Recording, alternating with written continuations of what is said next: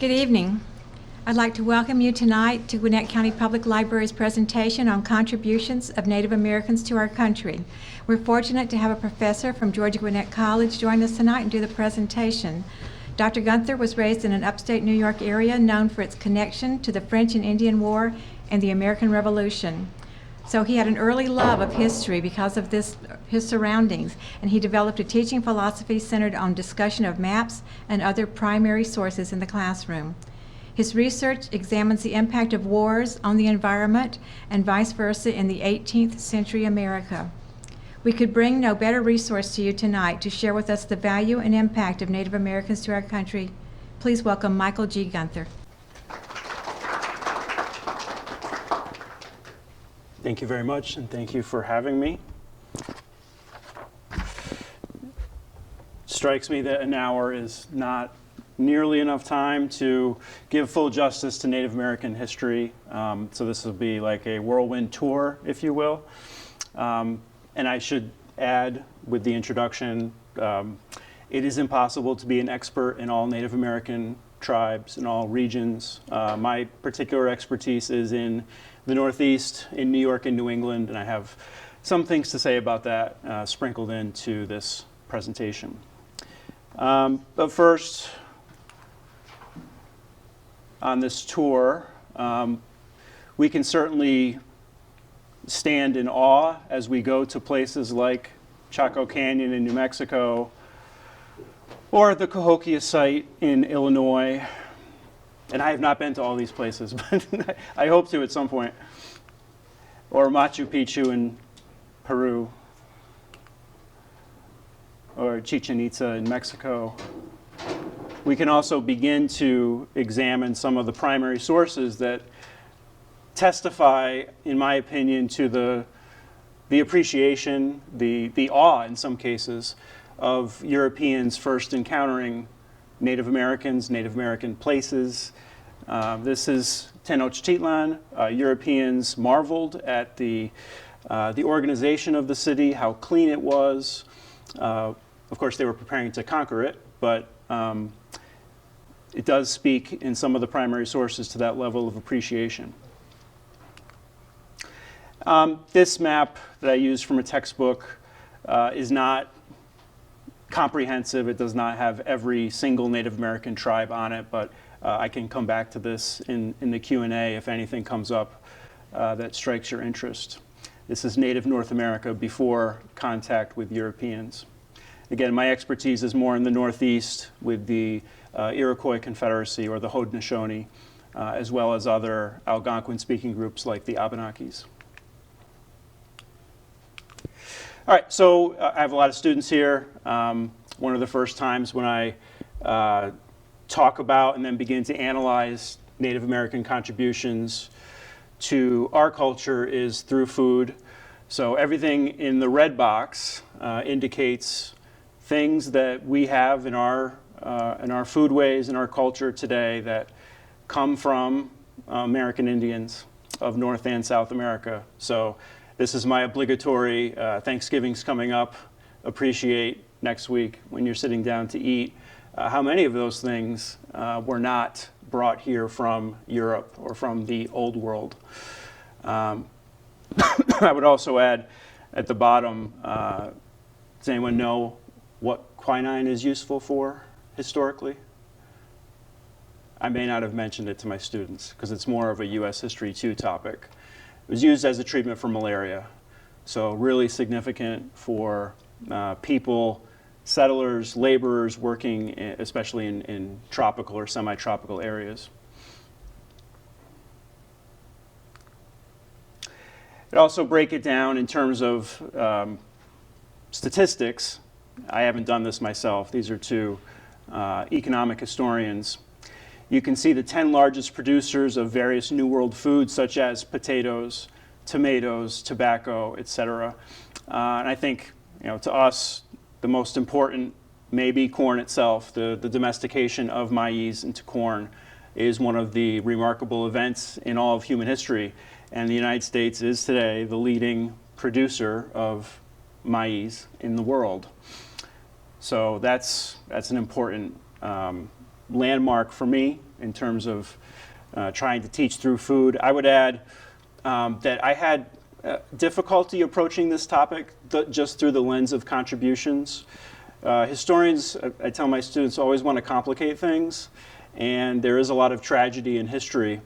I think as I got going with my preparations over the last couple of months, I almost settled down into a happy state of, yeah, I'm just going to look at the best stuff, the contributions. I will say, though, on this, I have this debate in my own mind and with my students sometimes, and it involves metaphors, food metaphors. Are we a melting pot or are we a salad bowl? If we were a melting pot, then we would not recognize the variety, the pluralism in our culture and our society today. The melting pot idea was really popular 100 years ago.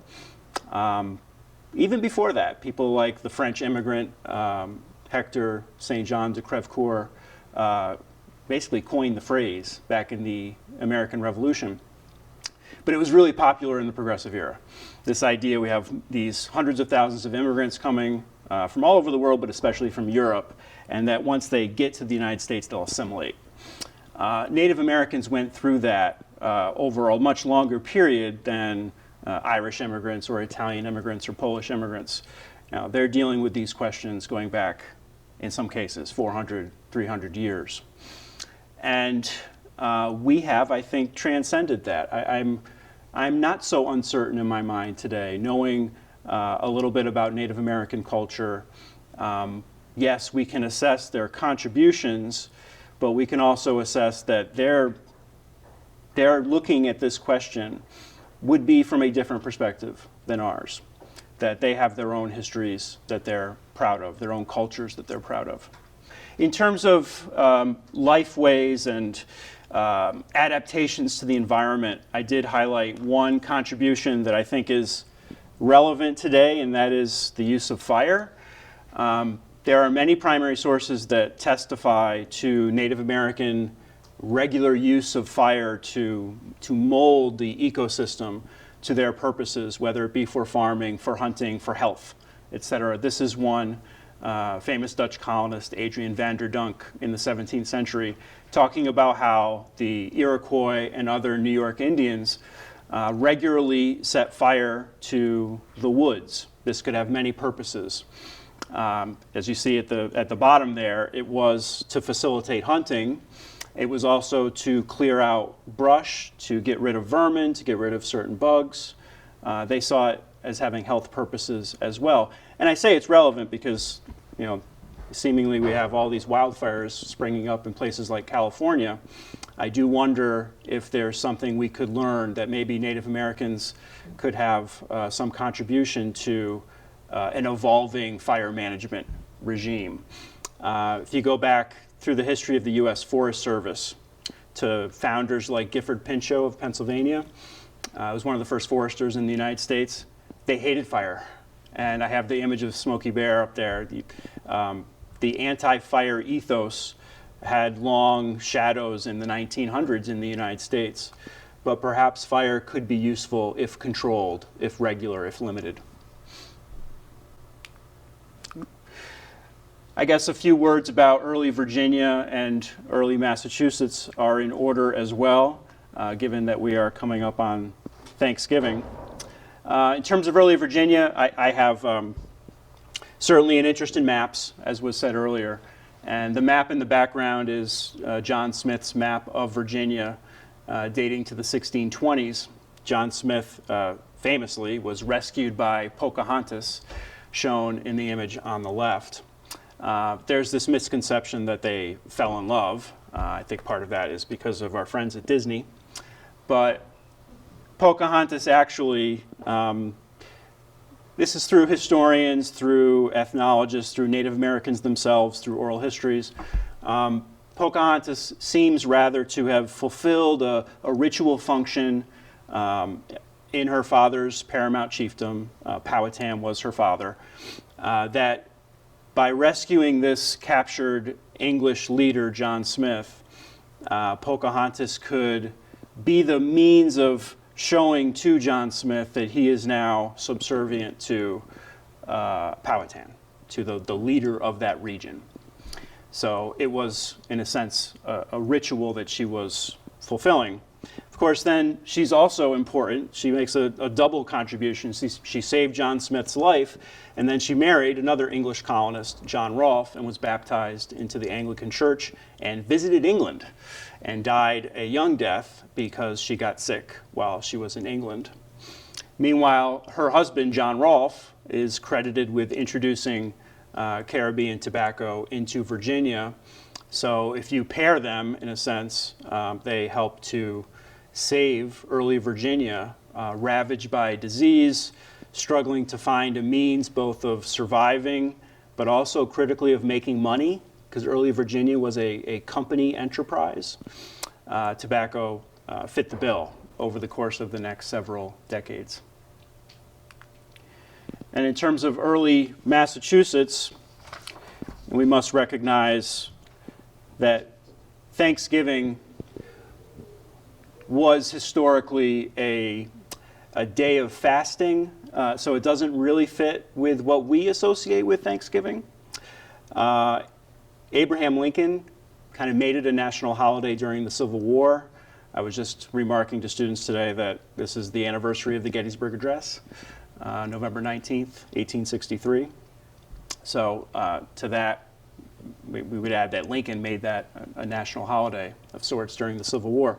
But so it's really two different types of events that are melded together: a day of fasting, a day of appreciation for God's providence in this world, but also the traditional harvest day, a celebration of God's bounty. So these two things come together, and in this image, which is not a primary source, it's a later painting, but in this image you do see Native Americans from the Wampanoag tribe. Massasoit was at this first harvest day, or Thanksgiving, if you want to meld with me. And this was a sign that the Wampanoags had helped the early pilgrims going through a similar ordeal, trying to survive in a difficult environment. And you would recognize, if you were there that day, many products of the New World and its ecosystems, from things like corn and fish and deer to, yes, turkey. Although historians remind us English people would have known turkey already. Turkey had made its way from Central America and Mexico into Spain in the 16th century, and even into English cuisine by the early 17th century, which is when this took place. And you also have the strange irony that the seal of the Massachusetts Bay Colony, shown at the top left, has a Native American saying, "Come over and help us," when in reality, especially in the first few years of Plymouth, it was the Wampanoags who were helping the Pilgrims to survive. It's a double tragedy when you go forward several decades. One of Massasoit's sons, Metacom or Philip, would make war on both Plymouth and Massachusetts colonies because the Pilgrims and Puritans had these large families and did succeed over time in establishing towns and replicating those towns into the frontier. And the Wampanoags felt that they were being unjustly dealt with in terms of the land and economic transactions. And I would mention other colonial-era contributions, such as snowshoes on the left.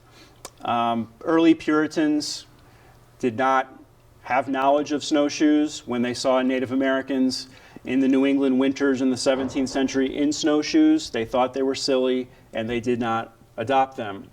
That is really until the major wars of the late 1600s and early 1700s, King Philip's War, and then the later wars with France.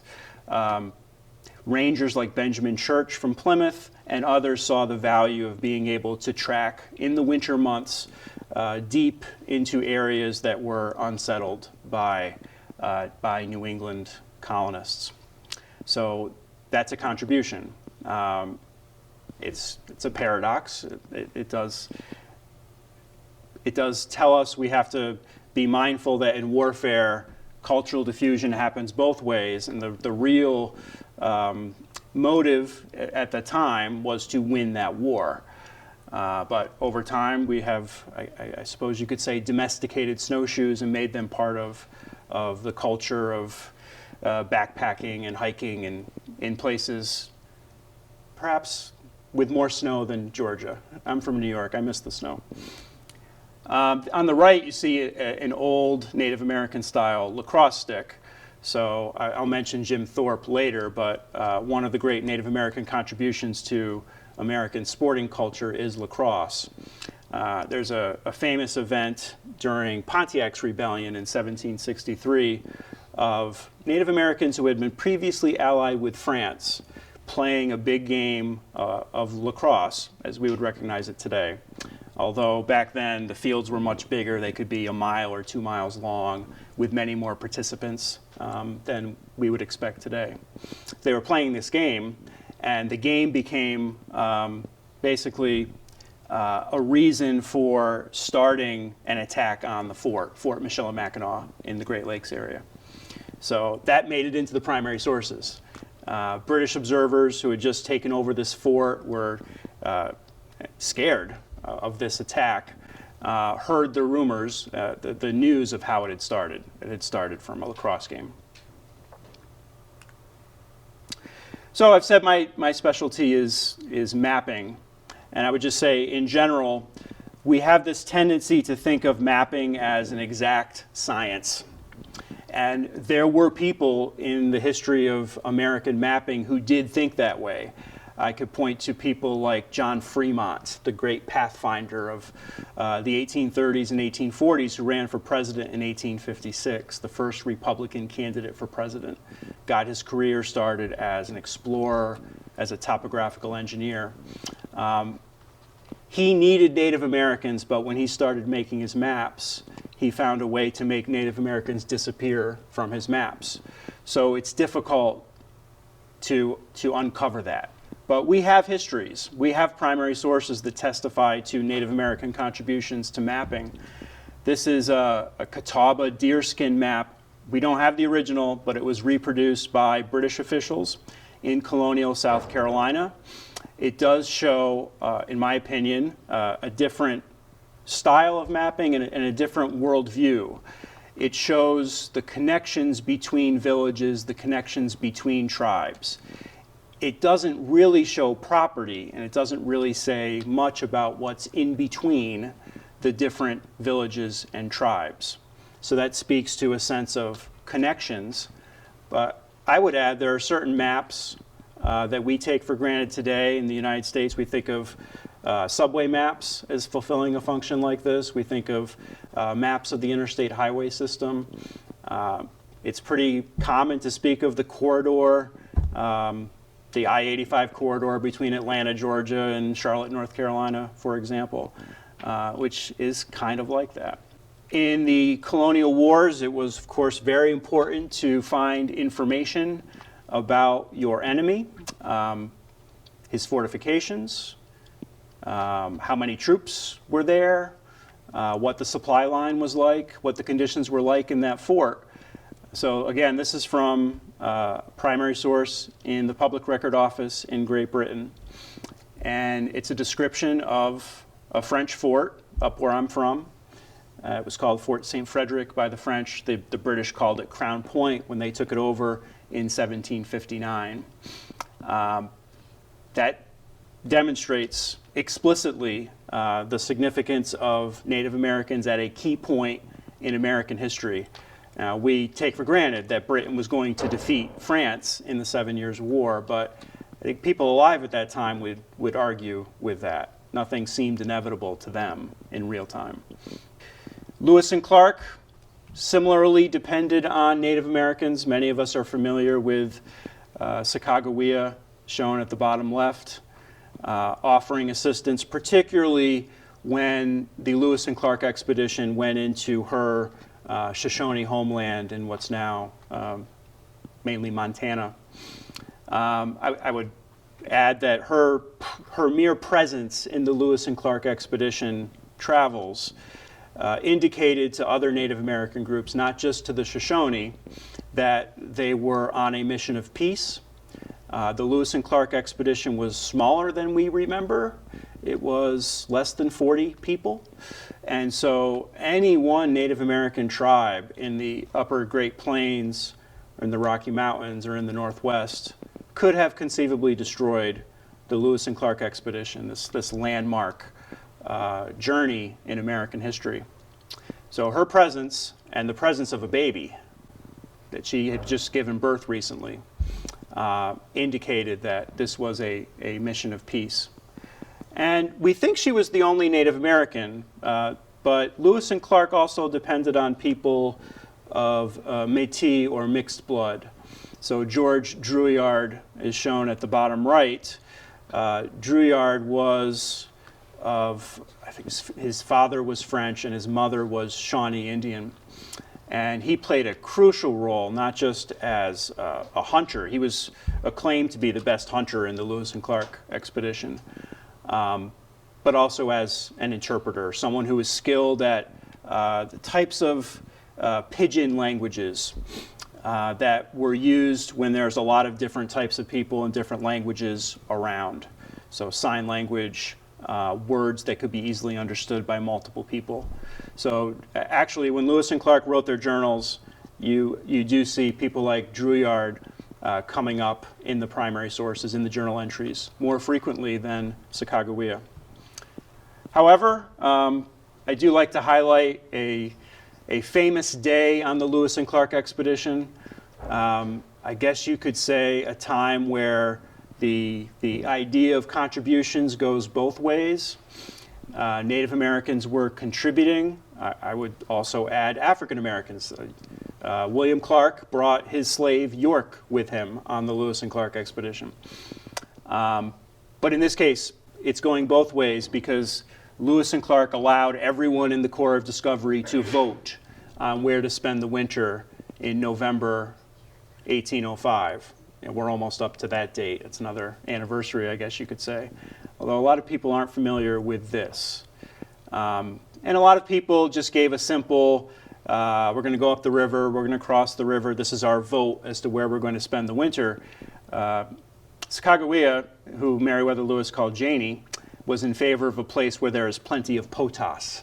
Anybody have any thoughts as to what potas could mean? Because historians don't agree. I like the potatoes idea. I can't prove it.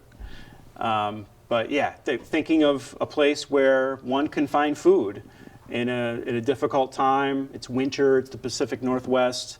It's cold, it's rainy. There's going to be some snow, some snowstorms as well. So I do think that's a good educated guess. This is a map that I find really interesting. Nocheninga was an Iowa leader who actually went to Washington, D.C. in 1837. And this is what he showed to American leadership, to the Secretary of War, to the President. The President would have been Martin Van Buren at that time. It's October 1837. It's the era of Indian removal. It's the era when the Cherokees and other southeastern tribes and northeastern tribes like the Delawares and the Shawnees were being pushed out of their homelands and into other people's homelands. So the purpose of this map was to illustrate Iowa possession of a broad territory over many, many centuries. It shows rivers. It's a fairly accurate watershed map of the upper Mississippi River Valley. So this would be the headwaters of the Mississippi. This would be the Missouri River coming down from the Rocky Mountains.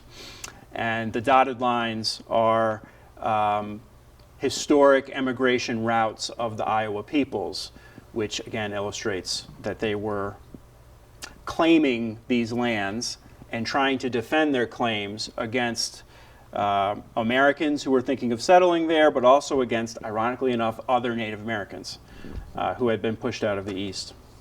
I'm starting to do research on Gouverneur Warren. He's one of, I guess you could say, my early heroes. He's from New York. He's the guy at the Battle of Gettysburg on the second day, if you know that battle, who alerted General Meade that the left flank of the Union line at Little Round Top was unoccupied.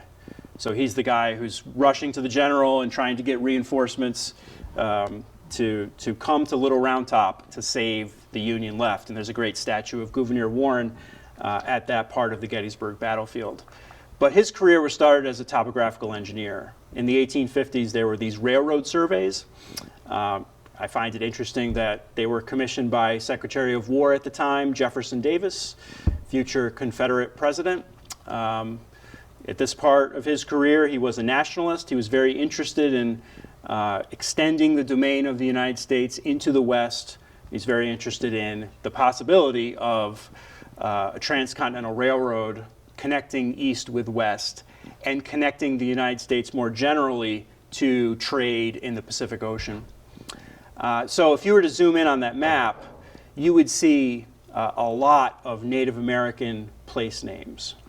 And I think we take that for granted. I mentioned Iowa. We have states named after Native American tribes. But if you were to zoom in, you would see rivers and creeks and mountains named after Native Americans, named after the names that Native Americans gave to those particular landmarks that stuck. And part of it is because map makers like Gouverneur Warren appreciated the contributions that they had made. There's no way. Gouverneur Warren was scientifically trained. He was a West Pointer. He was seen as the best topographical engineer in the Army at that time. But there's still no way he could have done a map like this, where if you break it down all the way down to the molecular level, you would see such extraordinary detail. No way he could do that without Native Americans helping the effort. And you know, I threw this up here, flashing forward to the present. There's a trend both in the United States and Canada of Native Americans publishing their own maps. And when I say their own, that they feel a pride in their own language and their own names for themselves and for places. So we could talk about rivers and mountains bearing certain names, villages bearing certain names, but that's still anglicized.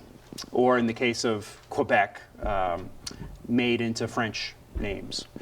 So Aaron Carapella, who is Native American on one side of his family, was inspired to do something like this in recent years and has published many versions of this map. Some of them appear in Native American history textbooks.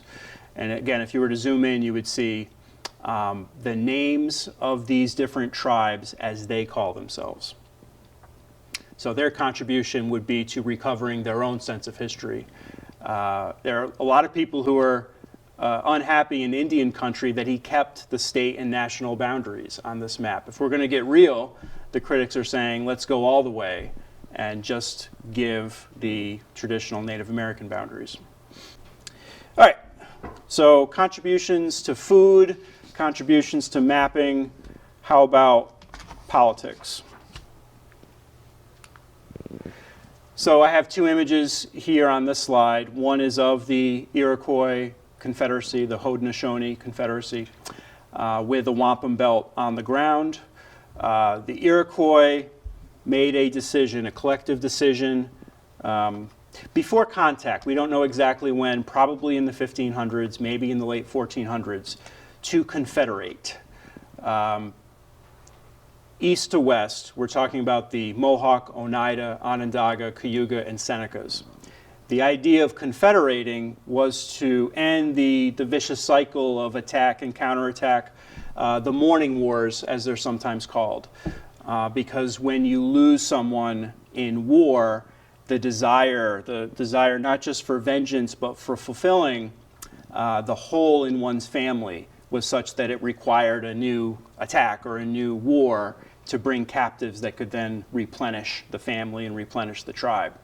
So instead of doing that, they made peace with each other. We have these terms, the contributions like bury the hatchet. We still use that lexicon, the bury the hatchet beneath the tree of peace. These are remarkable. Colonial leaders, not all of them, but colonial leaders like Benjamin Franklin observed Iroquois treaty councils, meetings between the different Iroquois nations, but also meetings between the Iroquois and delegations from New York or delegations from Pennsylvania. The argument for Iroquois influence on the United States is interesting. It's been a debate that's gone on for, I guess, about 40 years. There are people who really like the argument.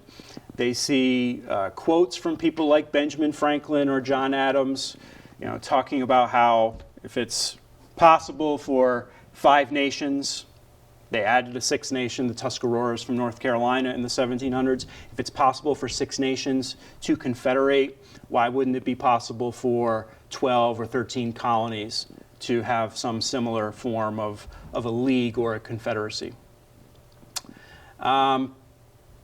The cons of that argument are that there are other confederacies in history. You go back to ancient Greece, you go back to the Middle Ages and the formation of Switzerland, the Swiss cantons. Early modern Dutch Republic was born as something of a confederacy. So I think there are flaws to the argument. But I do like the Franklin quote. I like the idea that the first plan, as my students know, the Albany Plan, drawn up by Benjamin Franklin in 1754, was also prompted by a major meeting between the people who were representing New York and the people who were representing the Iroquois 6 nations at that time, that they wanted the Iroquois to ally with Great Britain as the war with France, the 7 Years' War, was about to start. So Franklin had direct knowledge, direct observations of those meetings. On the bottom right is an image of, it's a statue of Chief Tamanend of the Lenape or Delaware Indians. In the late 1700s and into the 1800s, the Jeffersonian Republicans and then their successors, the Jacksonian Democrats, adopted this image. Tammany Hall became a famous or notorious, depending on your viewpoint, headquarters for the Democratic Party in the 19th century United States. So that's interesting. I don't have an image of the Boston Tea Party on the board as well, but you could show some impact of Native American politics and resistance on the types of resistance that British colonists employed during the years just before the American Revolution. If you don't know that history, townsmen in Boston dressed up like Mohawk Indians when they boarded the ship and dumped the tea into Boston Harbor in 1773. We have just commemorated another anniversary, the Treaty of Canandaigua, which is one of the important early treaties that the United States signed with a Native American tribe, in this case also the Iroquois. People in Indian country in New York still recognize this treaty. The United States does as well, but I think the job of memory, which is so important to history, is very much cherished by the Iroquois themselves, by the Senecas particularly, who were the major party to this treaty. Many Native Americans in the Iroquois Confederacy were pushed into Canada in the aftermath of the American Revolution. The Seneca attempted to keep a foothold in Western New York, and it was very difficult.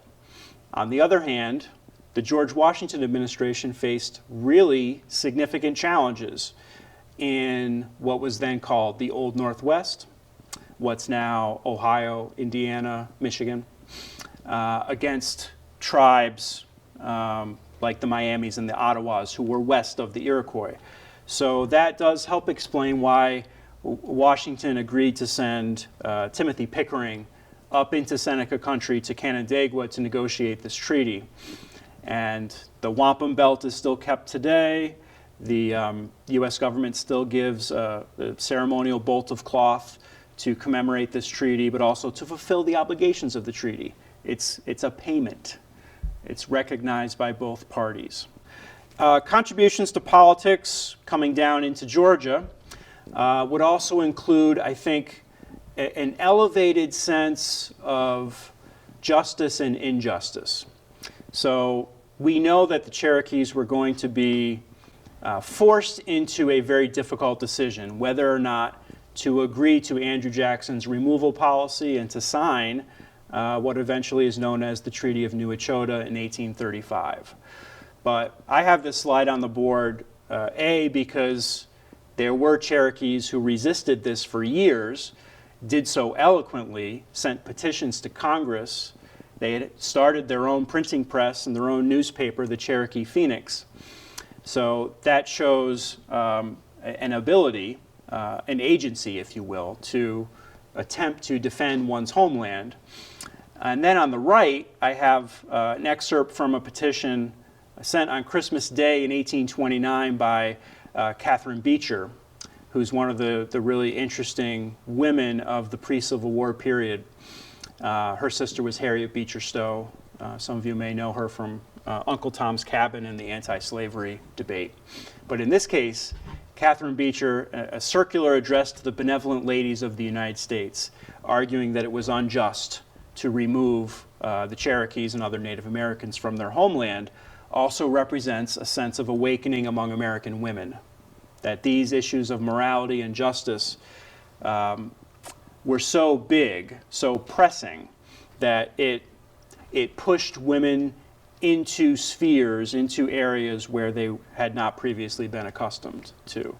And Beecher had a tough time with this. She didn't actually sign the circular, but by publishing it to women, to the benevolent ladies of the United States, she has to at least be acknowledging that women do play a role in these types of debates. And this is before women had the right to vote, many, many decades before that. And just for fun, students, I don't think I've mentioned Theodore Roosevelt yet. He's my favorite president. We share the same birthday. So I threw this in there. Theodore Roosevelt was president, and he was a Republican president, but he had second thoughts after leaving the presidency. Maybe he should have run for a third term. So he ran again in 1912 against the Republican president, William Howard Taft, and split the Republican Party. But he formed perhaps the most successful third party in U.S. history, the Bull Moose Party. And there used to be a show on PBS called The History Detectives, and they did a whole bit on this war club that someone had in their attic. And it said it was inscribed to Theodore Roosevelt, to the Bull Moose, and it was from this guy, D.S.D. Merriam. The history detectives figured out that Dr. S.D. Merriam was a self-proclaimed Indian herb doctor in Vermont, and that there was an event, a campaign event in 1912, where he presented this club to Roosevelt just before the presidential election. So I find that interesting for a number of reasons, but the fact that he was claiming to be, he was not Indian, but he was claiming to be an Indian herb doctor shows at least, and if I had more time I could go into that, that there was some acknowledgement among Americans that Native Americans had their own remedies for illnesses, and some of them actually worked. Now, he might have been a quack. I don't know for sure. I haven't myself dug into that. All right, so I mentioned Jim Thorpe earlier. What's the connection there? Well, Theodore Roosevelt, this president from the Progressive Era, thought that Americans at the time were too citified, that the working class and middle class, men especially, were losing contact with nature, were losing their physical and muscular potential. They were not fully human because of the experiences of industrialization. So there's a movement toward the outdoors in the late 1800s. Theodore Roosevelt started the Boone and Crockett Club. There were other organizations that formed. For example, the Boy Scouts formed in the early 1900s. Ernest Thompson Seton was at least partly inspired by Native Americans. He formed a group called the Woodcraft Indians that would teach boys' skills, skills in terms of the outdoors, self-sufficiency, teamwork, etc.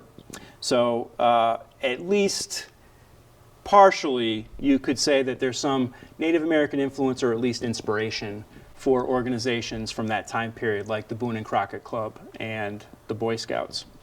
But more generally, the prominence of sports in American culture really does date from this time period. And it's interesting, now we're going back the other way and seeing the influence of sports on Native Americans with people like Jim Thorpe. You know, in 1912, the Carlisle Indian School defeated the U.S. Military Academy football team. That was a big deal in 1912. One of the people on the Army Cadets football team was future President Dwight Eisenhower, who was, I'm not going to say awestruck, but he thought without Jim Thorpe, there's no way the Carlisle Indians would have defeated the West Pointers. Jim Thorpe may have been the best athlete of his generation, perhaps of any generation. Some of you may know he played baseball, he played basketball, he played football, and he was a track and field superstar at the 1912 Olympics. That's the same year that he was playing football for the Carlisle Indian School. The 1912 Olympic Games were held in Stockholm, Sweden. The King of Sweden called him the world's greatest athlete. He won gold medal in the pentathlon and the decathlon, but was stripped of his titles after it was discovered that he had taken money playing for a barnstorming baseball team. Thorpe was from the Sac and Fox tribe. I could go into how this is actually a tortured history, if you will, both for Jim Thorpe and for Native Americans in the Indian boarding schools of the late 1800s, early 1900s. I could tell stories about the wrenching experience of Native Americans. He's from Oklahoma, Carlisle's in Pennsylvania, going hundreds of miles from their home to go to these schools. The wrenching experience of cutting one's hair, for example. But in this case, I think we do have to just put the tragedy to the side for a moment and recognize great contributions to both Native American and American history. Contributions to wars. So back to my hometown in New York.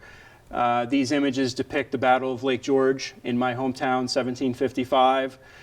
There were crucial Native American allies during the 7 Years' War for Americans fighting on the British side, of course.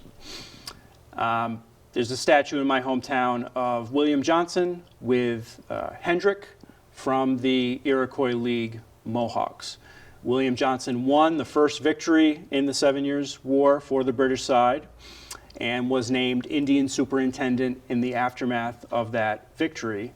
However, Hendrick died in the Battle of Lake George, and that was seen as a great tragedy for the Mohawks. They actually did go home for a few years, tried to remain neutral in the middle years of the 7 Years' War. If people are familiar with the 7 Years' War, I think the most famous battle is the Battle of Quebec in 1759.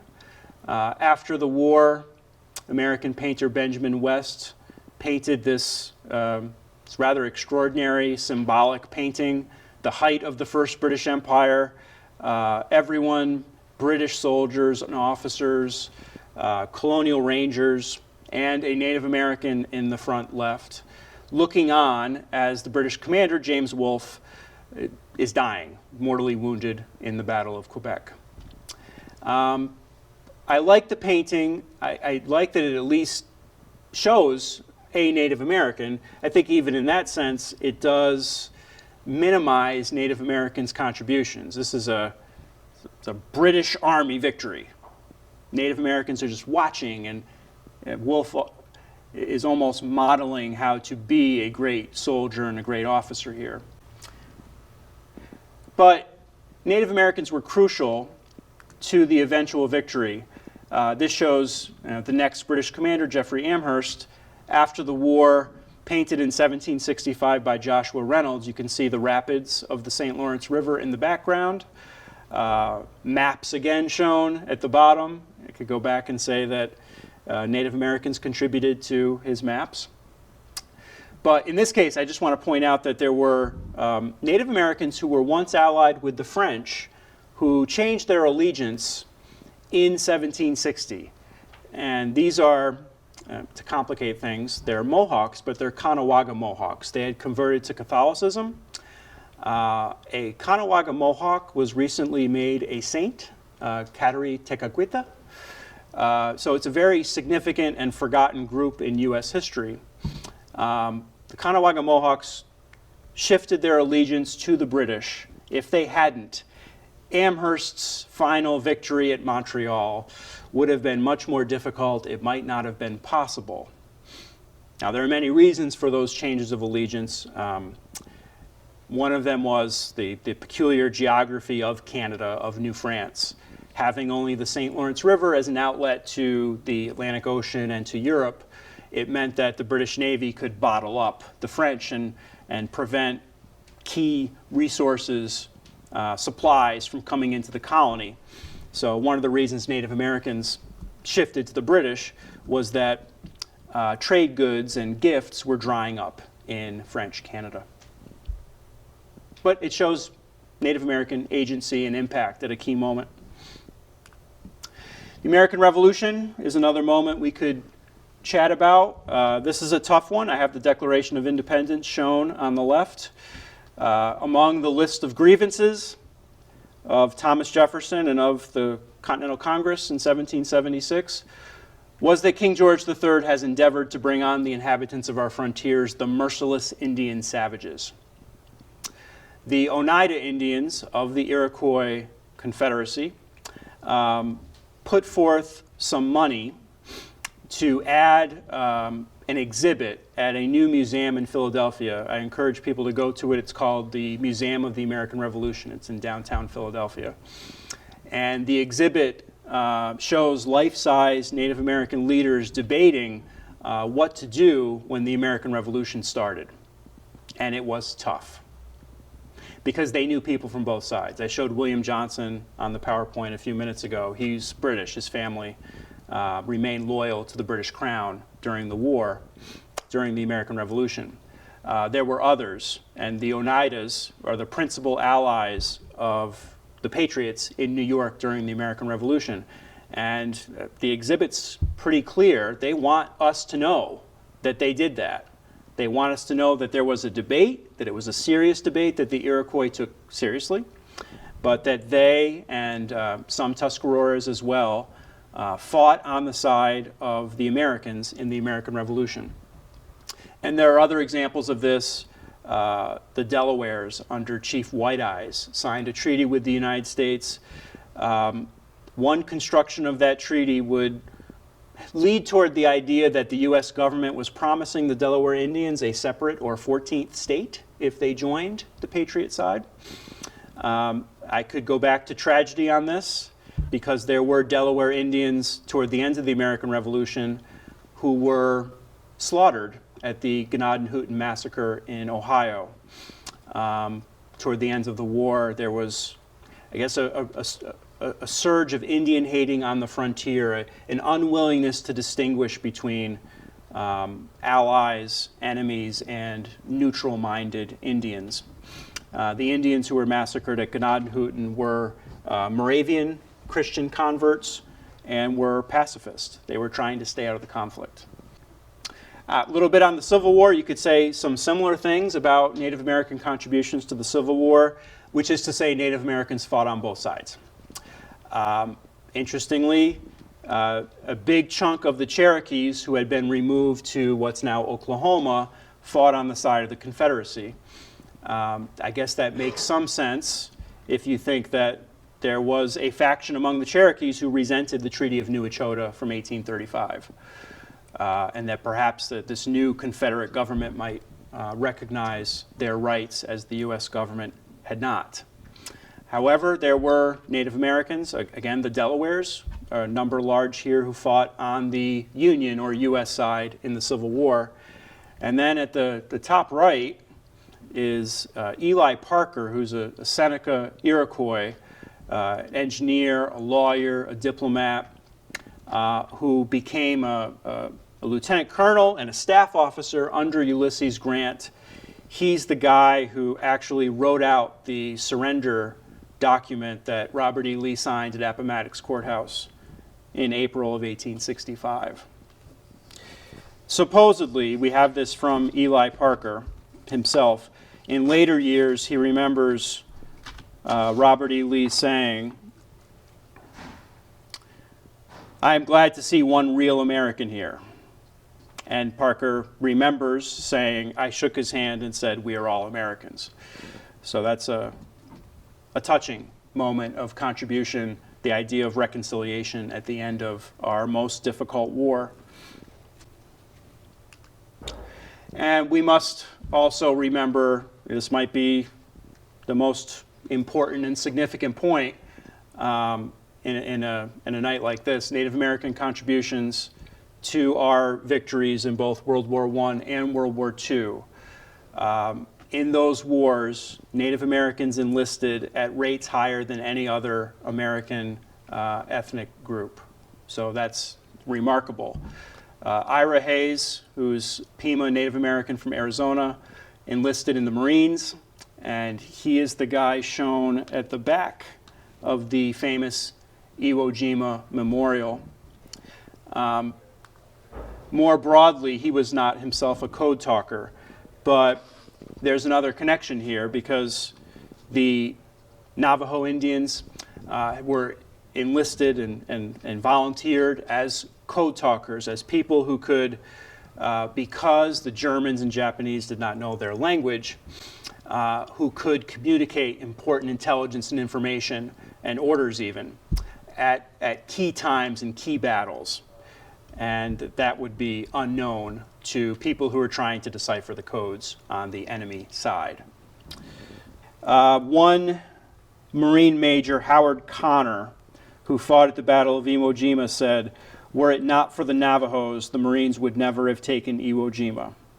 And he's talking specifically about the sending of critical messages by the Navajo code talkers. There are still a small number of these veterans who are alive today. There's a ceremony in the Oval Office in November 2017. 3 former Navajo code talkers. Peter McDonald, the former chairman of the Navajo Nation, spoke that day. He said that what we did truly represents who we are as Americans. America, we know, is composed of a diverse community. We have different languages, different skills, different talents, different religions.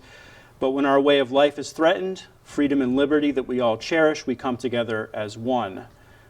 When we come together as one, we are invincible. And I would also add contributions to conscience. So I'll try and speed things up a little bit. If you go all the way back to the 16th century, the plight of the Arawak Indians in the Caribbean was chronicled by Bartolomé de las Casas, shown on the left. And you could say that Las Casas' writings inaugurated the first debate about human rights in the Western world. Moving forward to the image on the right, that's another Benjamin West painting from the late 1700s, but it depicts an event of Pennsylvania founder William Penn meeting with the Delaware Indians when he came to the land that's now Pennsylvania in 1681, 1682. West painted the painting because he wanted Americans to remember a time when leaders like William Penn respected Native American rights and negotiated honorably with them. Another stirring of conscience that's complicated comes with Thomas Jefferson. In his only published book, Notes on the State of Virginia, Jefferson reprinted a speech that later became famous. It's called Logan's Lament, delivered by a Mingo Iroquois. So an Iroquois who's living outside of Iroquois homeland in what's now western Pennsylvania. This is during a forgotten war, Dunmore's War on the Virginia and Pennsylvania frontier in 1774. And Jefferson included it as a specimen of remarkable Native American oratory. The idea at the end Logan never felt fear. He will not turn on his heel to save his life. Who is there to mourn for Logan? Not one. I think this does give rise to the trope of the last Native American, the last of the Mohicans, James Fenimore Cooper's book, published 30 or so years later. There is no last. Native Americans survive today. The nadir of Native American population was in the late 1800s. Most tribes have recovered, at least in terms of population, since then. Yet Jefferson, for all of his flaws and contradictions, does want Americans to appreciate Native American history, and in this case, that their oratorical skill was on par with great European and American politicians. The debate leading up to the War of 1812 sparked a stirring of conscience, if you will. The name Warhawks comes from this time period. People in Jefferson's Republican Party seeking war with Great Britain, in part because of impressment and other depredations on the high seas, but also in part because the British were in Canada, and there was this idea that the British were helping Native Americans who were resisting American expansion. So that's a political cartoon at the bottom left showing a Native American handing an American scalp to a British officer. But there were some Americans who didn't buy that argument. John Randolph of Jefferson's home state of Virginia says, "It was our own thirst for territory, our own want of moderation that had driven these sons of nature to desperation." So memories of anti-war advocates, some of them, because we've had so many wars involving Native Americans in our past, some of them do involve Native American contributions to our collective conscience, I guess you could say. Then the idea of a national park, America's best idea, as Ken Burns says. George Catlin spent many years observing and drawing and painting Native Americans on the Great Plains. In 1860, he wrote a nation's park containing man and beast and all the wild and freshness of their nature's beauty, and basically calling for the government to preserve such places. There's a perverse irony there. Native Americans who actually lived in some of the early national parks like Yellowstone and Yosemite were kicked out of the national parks. But that's not what Catlin and Henry David Thoreau, another early advocate of parks, had sought. They admired Native American culture and wanted to do what they could to preserve it, to popularize the idea of preserving Native American culture. In addition to the buffalo, who almost went extinct in the late 1800s. The debate, I mentioned anti-war advocates, the debate over both Indian boarding schools, but the connected debate over whether the United States should have an empire in the late 1800s, early 1900s.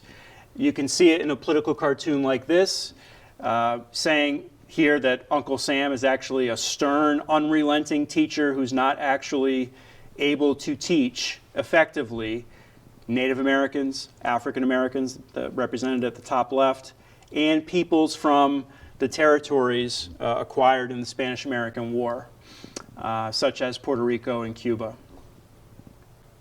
So again, contributions to a debate. I'm not saying that this perspective won the debate, but it was a debate worth remembering. There's a famous commercial from the early 1970s, the Crying Indian commercial.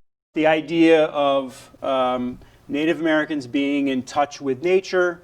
You can see a tear running down his cheek at the end of the ad as people are littering, as there's pollution all through the city, air pollution, water pollution.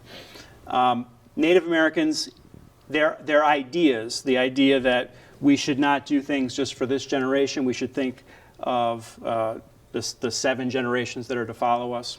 I'm not saying Native Americans never destroyed land. I am saying that the idea of the ecological Indian inspired environmentalists at the height of that movement in the 1960s and 1970s. So I will stop there. Thank you very much for coming tonight. Appreciate it. And thank you all for being here.